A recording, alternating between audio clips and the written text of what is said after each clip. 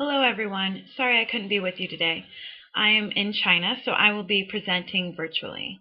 Today I am presenting on new literacies. So why don't we start with the editors of the Handbook of Research on New Literacies. You may remember when I presented a few weeks ago on Dr. Liu that his definition of literacy was that it includes the skills, strategies, and insights necessary to successfully exploit the rapidly changing information and communication technologies that continuously emerge in our world. And he and his student, Koro, for them, it's really all about the internet, the effect of the internet and other communication technologies on cognitive literacy processes.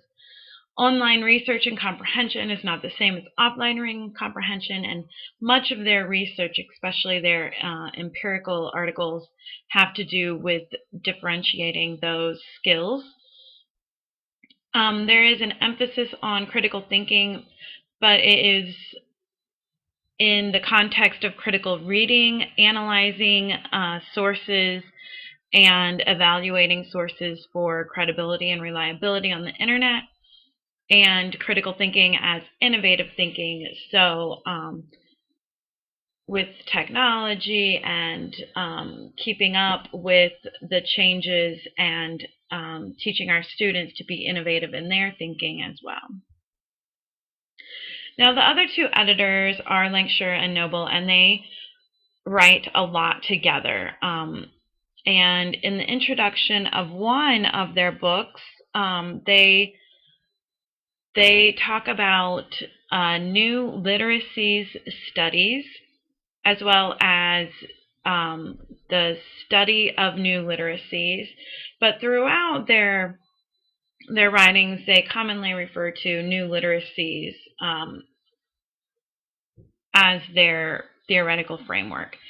And for them, this is talking about in-school literacy, but also out-of-school literacies, and emerging social practices, new social practices that include technology, but they don't have to include technology, such as fan fiction or zines that we see do use technology, but these are social practices that also were paper and pencil. And then we have the theorists who I have umbrellaed under new literacy studies. So we have the new London group, of course, that we already read about. And for them, there's the global cultural context. So they talk about the locally diverse as well as the globally connected world of literacy today. There's the socially situated, which is very important to Lancashire and Noble as well. And when they talk about critical, they're really talking about critical theory. So challenging assumptions and questioning society, as well as innovative thinking. So coming up with new ideas, making decisions, and problem solving. And then in class, we've also read from articles from Street and from G, who focus on the critical perspective.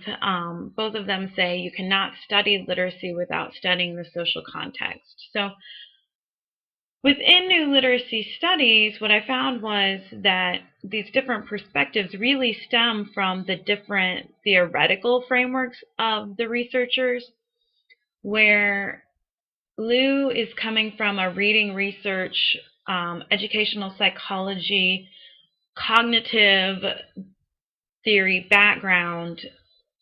These theorists are coming from a sociocultural background.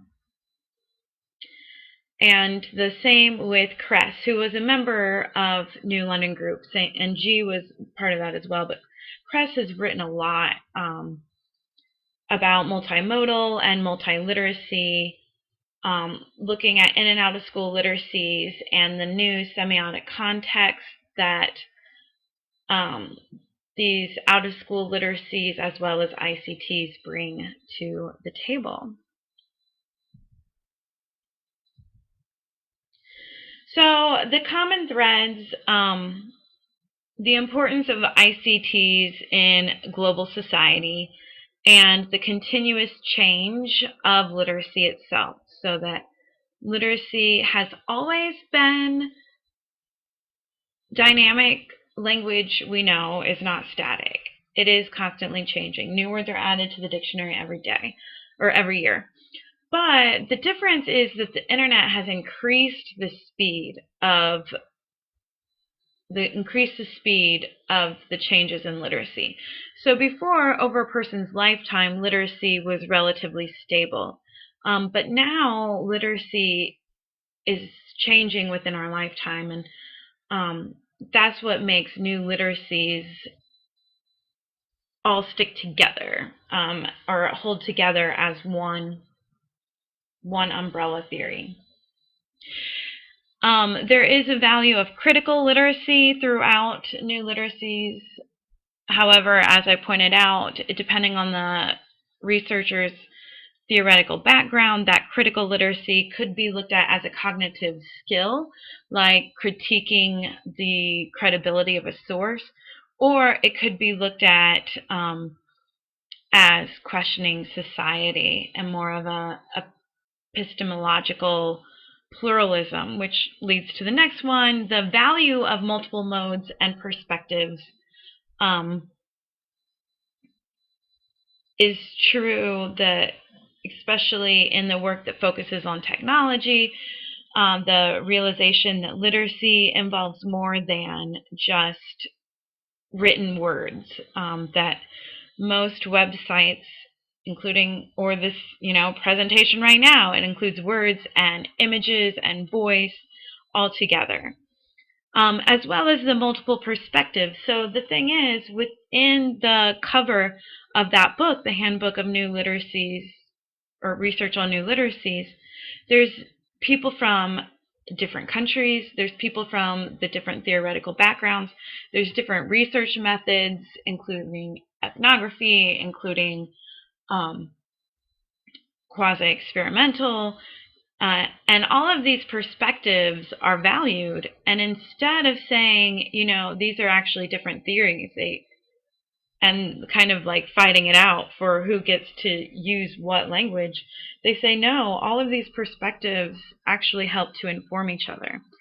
And I see this not only in Word, but through reading the text, because I saw that if I started with the 2000, 2001, 2003, they were very different. The language was different. But when I'm reading the 2014, even 2013, 2014 pieces, they're using more of the same language. So Lou is saying skills and practices. Noble and Langsher are saying new literacies rather than new literacy studies. So they are informing each other, and I think that's a great model for all of us as researchers to follow. Okay, next, another common thread is new knowledge, skills, dispositions, and social practices. So you see there that all four of those things are valued.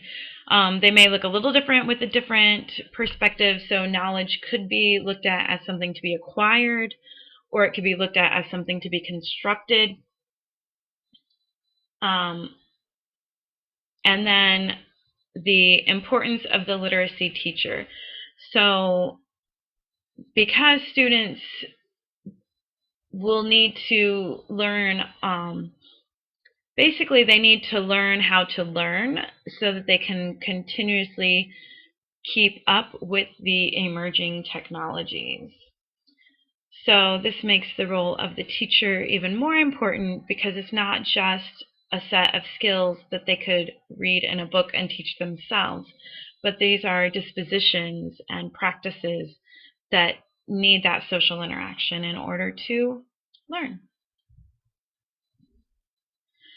So if you have any questions, please email me. And I hope you all have a great semester, and I shall see you soon.